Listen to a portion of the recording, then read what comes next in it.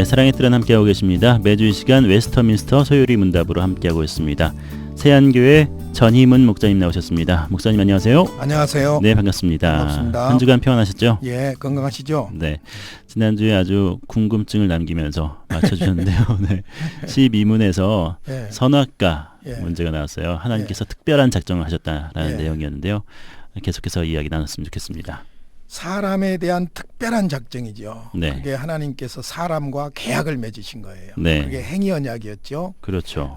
선악을 알게 하는 나무를 조건으로 해서 먹는 날에는 반드시 죽는다. 네, 그러나 순종할 때는 영원한 생명의 언약으로서 언약을 맺어주신 것이죠. 네, 그러면 이제 지난번에 궁금했던 것이 뭐냐면은 아담과 하와가 하나님과의 계약 관계를 지켰는가? 네. 이제 이게 궁금하잖아요. 그렇죠. 그래서 이제 사실은 소요리 문답이 13문부터 15문까지는 인간이 본질을 지켰는가? 이제 13문 문제예요. 네, 지키지 못했다 결론은 그 이야기고, 네, 14문은 지키지 못한 거기서 이제 죄가 출발이 돼요.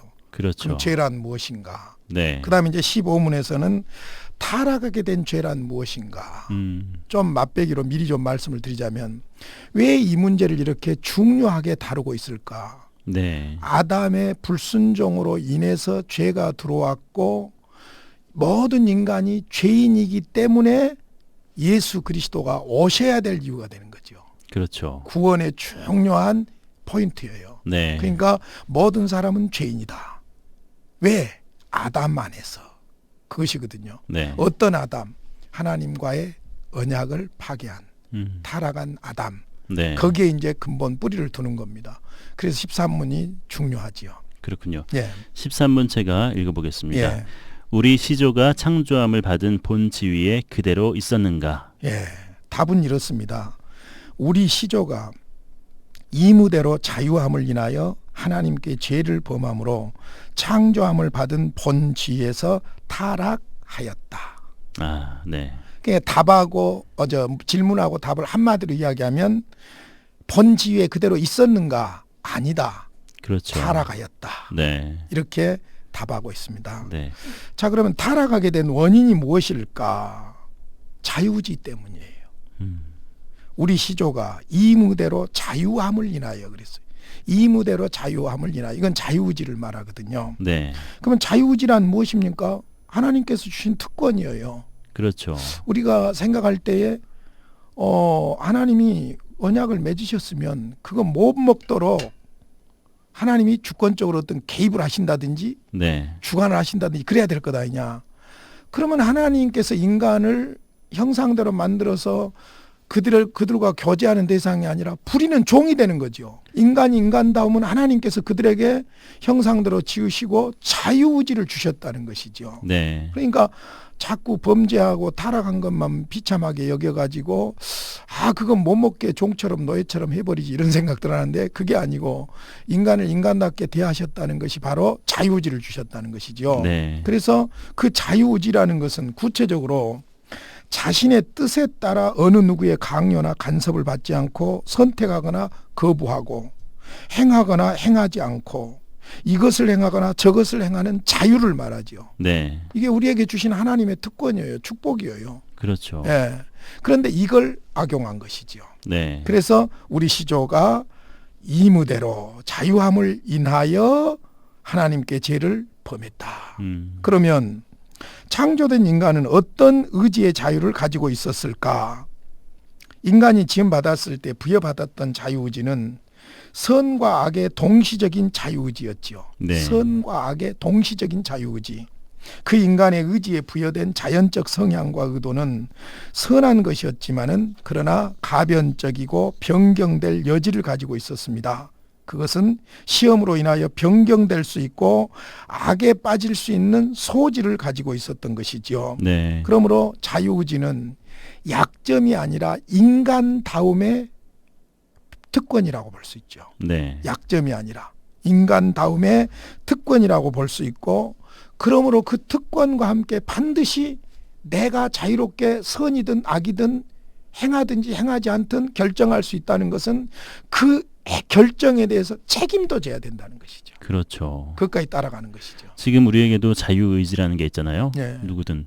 그렇기 때문에 그 선을 따를지 악을 따를지 우리가 지금 결정할 수 있는데 그것을 선하게 사용해야 된다는 말씀이시죠. 그러니까 이제 이 부분이 아주 신비한 부분인데 어찌 됐든 우리는 우리의 의지에 의해서 우리가 선택하고 행동해야 됩니다. 네. 하나님께 원망한다든지 불평한다든지 그럴 수가 없는 겁니다. 네. 그럼에도 불구하고 하나님은 우리의 모든 존재와 행위에 섭리를 하고 계십니다. 네. 섭리하고 계신다고 해서 로봇처럼 뿅뿅 하고 이렇게 움직이고 노예처럼 뭐 이렇게 하고 그게 아니라는 거죠. 그렇죠. 만약에 하나님께서 인간에게 자유의지를 주시지 않았다면 형상이 무슨 의미가 있으며 네. 하나님과 교제하며 계약하는 그 무슨 의미가 있겠어요.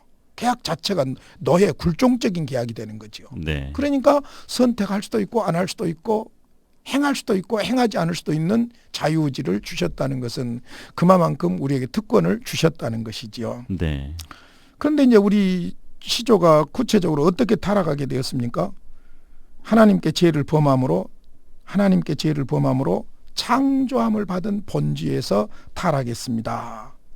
자, 타락하는 그 과정들을 좀 보면은 먼저 뱀을 통해 역사했던 사탄의 시험에 그들의 자유의지의 선택에 의해 범죄한 겁니다. 네. 이제 여기서 중요한 것 뱀과 사탄과의 문제죠. 그렇죠.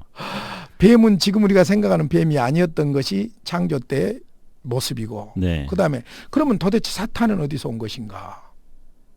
문제잖아요. 자, 하나님께서 천지만물을 창조하실 때 첫째 날 창조하시고 보시기에 좋았더라. 둘째 날 보시기에 좋았더라. 마지막 날 하나님 인간을 창조하시고 보시기에 매우 좋았더라. 네. 그것이거든요. 벨이 그것이거든요. 네. 그러면 하나님께서 다 선하게 창조하시는데 악은 어디서 들어왔는가? 이제 여기서 우리가 전제되는 것이 있어요. 유다서와 관련이 됩니다만은 네. 하나님의 창조에 영물 창조가 있고 만물 창조가 있습니다. 네. 그러니까 만물을 창조하기 전에 영물, 즉 천사들을 창조하셨지요. 예. 그 시기는 우리가 알 수 없습니다. 그러나 어찌됐든 만물을 창조하기 전에 하나님께서 부리는 영들로서의 천사를 창조하신 거예요. 근데 그 중에 타락하게 된 천사들이 사단이 된 겁니다. 네. 하나님을 대적하는 사단이 된 것이죠. 유다서에 나와 있는 성경대로의 내용입니다. 바로 그 사단이 이제 뱀을 통해서 뱀이 유혹한 건 아니죠. 그렇죠. 사단이 영적인 부분이요. 사단이 뱀을 통해서 먼저 여자에게 공격을 해왔고 인간은 자기가 가지고 있는 자유의지의 선택에 의해서 하나님을 거역하게 된 것이죠. 네. 구체적으로 보면 감각적인 소욕에 따라서 금단의 열매를 사모하게 되었고 그러죠. 그 다음에 이성적인 소욕에 따라서 지혜롭게 되고 하나님처럼 데려가는 욕심이 있었고 그 다음에 하나님께서 경고하신 사망의 형벌을 제거하고자 하는 어떤 소망이 있었다고도 볼 수 있고 네. 또 하나님과 맺은 언약을 거역하고 그 나무의 열매를 따먹는 모험을 결국에는 감행하게 되었다고 볼 수 있죠. 네. 마귀에게 속아서 여자가 먼저 먹었고 그 다음에 남자가 먹게 됩니다. 재밌는 것은 언약의 당사자가 누굽니까? 아담과 하나님이죠. 네. 그런데 사탄이 어디로 공격이 옵니까? 아담에게 다이렉트로 온 것이 아니라 하와에게. 하와에게 약한 부분으로 공격을 해오지요. 네. 그래서 여자가 먼저 따먹고 그 다음에 남자에게 주게 돼요.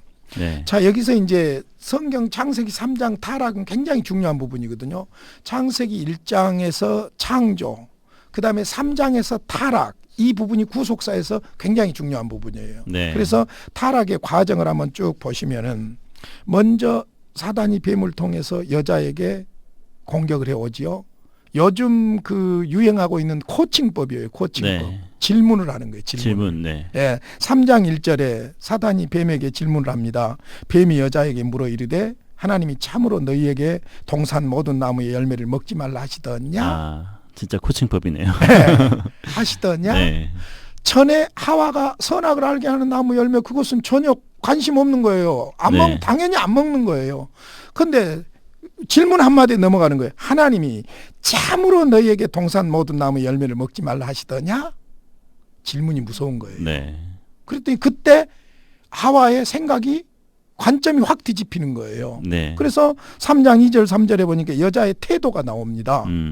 여자가 뱀에게 말하되 동산 나무의 열매를 우리가 먹을 수 있으나 동산 중앙에 있는 나무의 열매는 하나님의 말씀에 너희는 먹지도 말고 만지지도 말라 너희가 죽을까 하노라 하셨느니라. 네. 넘어간 거예요. 질문 한마디에 넘어간 거예요.